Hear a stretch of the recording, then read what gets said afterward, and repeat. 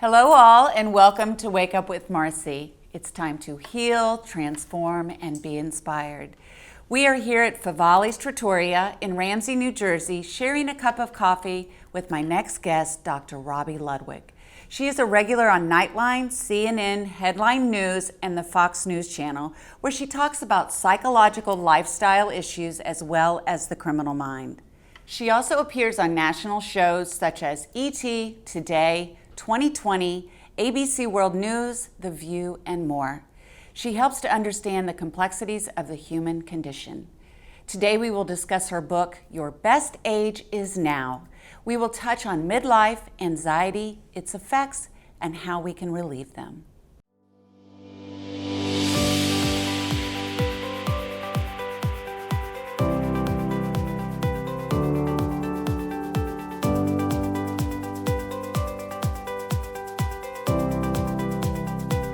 Thank you, Dr. Robi, so much for coming on the show. Thank you for having me. As you know, I'm a big fan of yours, even before meeting you. Oh, thank you so much.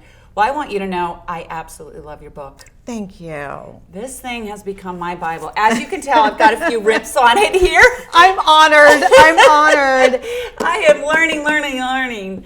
So I'm learning to believe that this is my best age. It really is. And what prompted me to write the book was really, if you look at the midlife landscape of books, it's very depressing. Yeah. And I was just noticing it's not in sync with what I was seeing out there for women 40 and above. And I wanted a place that really compiled positive information that was true and accurate. So I really hope that my book does that. Well, I thank you because it's made a big difference. Oh, I'm thrilled. I want to hear a little bit about you.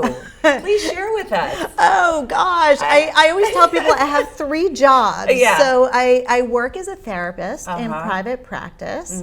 I do psychological commentary on television, and I also write. Okay. So, but everything is psychologically based. Yeah. When I was younger, I wanted to be Dr. Joyce Brothers. I knew I wanted television, but I really wanted to talk about psychology because people really always interest me, and they still do. So wonderful. I'm endlessly fascinated by interpersonal dynamics and the latest studies out there. So I found a way to make myself happy by having these 3 jobs and expressing psychology in various platforms and various ways. And through that, helping other people. Yes. Which is fantastic. Yes. I tell people that television is a little bit like teaching. And when I'm in my private practice, it's a little bit more in depth. Yeah. And writing is a way to get to people that I can't treat everybody in my private practice. Absolutely. So I was really flattered when one of my patients said, I read your book and it felt like I was in a session with you. And I was like, good, that's what I wanted it to feel like. Yeah. Oh, that's awesome. So let's talk about that midlife. Yeah. Like crisis, is it not a crisis?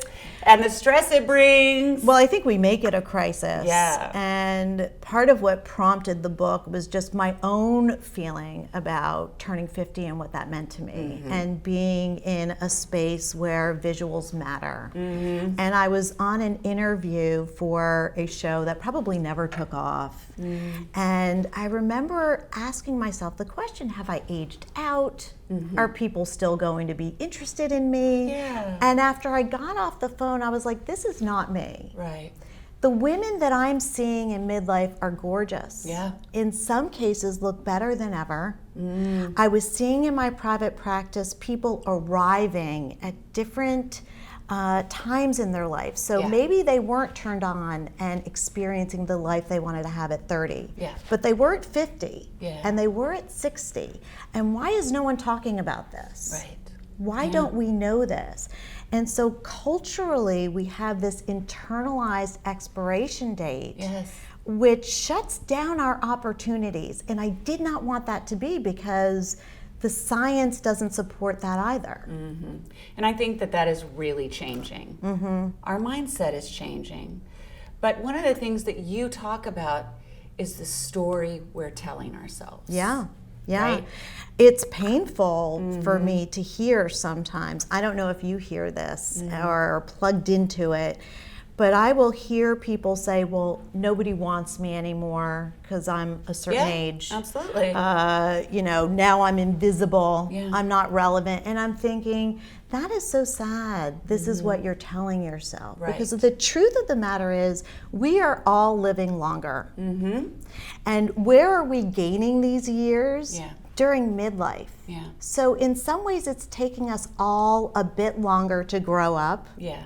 And if someone were to ask me, what's the biggest surprise about being in your 40s or 50s? I would tell them that I didn't know I'd feel so young. Yes. I tell you, I do not feel like what I thought my age would be. Right. That's absolutely How right. old do you feel? I gotta tell you, I mean, like my early 30s, that's where I'm Yeah, at. yeah. That's where I'm at. I don't want to go back to 20s, I'm gonna tell you that. But I'm good in 30s. And you're typical of many women in midlife. They don't want to go back. They've been there. Yes. You know, the 20s are about making mistakes. The 30s are about accomplishing some of your goals. By the time you reach your 40s and 50s, you're wiser. Yeah. Everything clicks together. So true. And we're able to have that stop and pause moment and say, am I really living my life on track? Yeah. Are my personal relationships satisfying?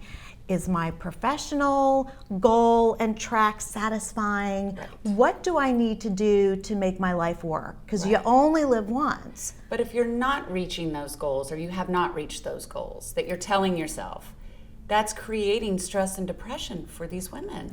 Especially when they internalize this idea it's too late. Right. So that's the difference. Listen, we can have a crisis at any point in our lives. So this idea of the midlife crisis, it doesn't have to happen. Right. But one of the things that does happen during midlife is that we stop and we question our future in a different way. We no longer see the future as being the place where our goals will be met. There's fear about it. Yes. Can I reach my goals? Is it too late? Yes. So for women that are at that point in time, they need to stop and have this revolutionary thinking, which is, it is not too late. Right.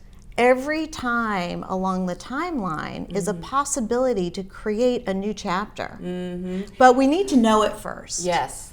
I love that about the new chapter, because I always say, with everything that I do, this is my next chapter.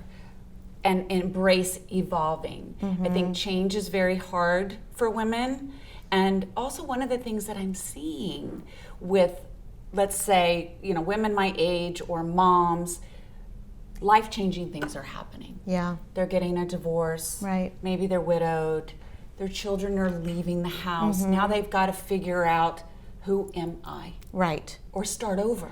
And if you internalize this idea it's too late, you are disempowering yourself. And in a way, it's a disempowering message for women in general, because this is the time very often that women start to look at themselves and say, what's important to me now? And we no longer, when Gail Sheehy wrote Passages, she experienced her midlife crisis at 35. So think about that for a minute. Wow. 35 is really when we're all just kind of in the groove of life. Exactly. But at that time in the 70s, everybody got married around the same time, had kids around the same time, had empty nest around the same time. And science and technology is really changing opportunities for us. So women like men can choose to have a child at 50. Right. Because they have egg donation. Right. Or they just decided that's the time that they were ready. Right. So we really have more options, even medically, to make different choices for ourselves. And changing the mindset that, like you've said, you're not too old to do it. You're not too, I mean, if we're gonna live to past 100, and we're gaining a lot of our years during midlife, where we're not even really feeling old, but we're telling ourselves it's too late, what's the point? We have no choice but to, what I call, get in touch with the teen mindset. Because we were discussing during the teen years, you have a teenager, I have a teenager. So that's when they experience hormonal changes that get them into adulthood, Yes. right? We, in a way, during midlife with our changes, it's almost like a second adulthood. It's been described as midolescence. And what I recommend is almost like a reboot, Botox for the brain, where you get in touch with that teen mindset in a positive way. We give teens a bad rap. Yeah. But to get in touch with what's important to you. Yeah. To say no to societal ideas that no longer are working for you. If you were told you had to be a lawyer and you want to be an artist, well, this is the time to be an artist. Yes. And to start kind of saying yes to life while creating boundaries for things that don't work for you. Right. And having your own voice, exactly. Getting in touch with your own voice, exactly. familiarizing yourself with it. If you talk to a lot of women, they'll say, you know, I've never felt more confident like you. I don't want to go back and be 20. I've done the 20s. They were great. Yeah. Did the 30s. They were fabulous. Yeah. You know, so you can appreciate each decade and what it gives you. Absolutely. And to bring that into the future, to learn from your regrets in life. Yes. And not let it keep you stuck. Your regrets are there to teach you lessons. Exactly. What do I learn from what happened that did not work? Right. And how can I move this train forward? We can't move our life forward if we're looking in the rearview mirror. No one can. No one can. When we come back, we will hear more from Dr. Robi Ludwig.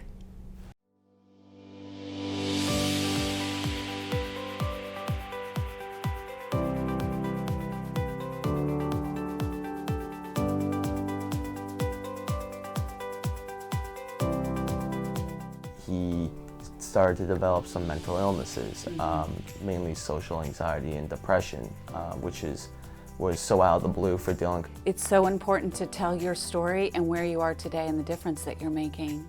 Break the stigmas associated with mental illness and addiction. You had some struggles at that time. I certainly did. Like most women and men going through divorce, it was a really trying time. Well, you found the strength. It was really God's plan for me. I've always been a very deeply spiritual person. Well, for me, the physical abuse started when I was 16 years old. So at this point, I knew him half my life. Yeah. Yes. Once you start sharing your truth, there's the healing that happens through that, and it's like you can't stop talking about it. But you're rebuilding your soul right now, and you're doing that through your art and your creativity. Watch Wake Up with Marci every Saturday at 6 a.m. on WLNY 1055.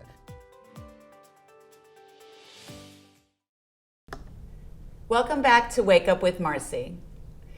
So we were talking about the teen mind versus our mind today, and kind of going back to tapping into our old passions, dropping some of those inhibitions. Yes. Right? What I recommend people ask themselves is, what would my younger self advise my older self? We always say, what would your older self tell your younger self? Well, I say switch it up. Yeah. Because that's where our pure dreams sometimes Really, live. That's it where we is. need to go back to when we've forgotten ourselves. And that's one of the things that I like to touch on and enforce, that you may not have done what you wanted to when you were in those 20s or 30s, but today you have permission to do it and get back in touch with that younger self. Not only permission, but a responsibility.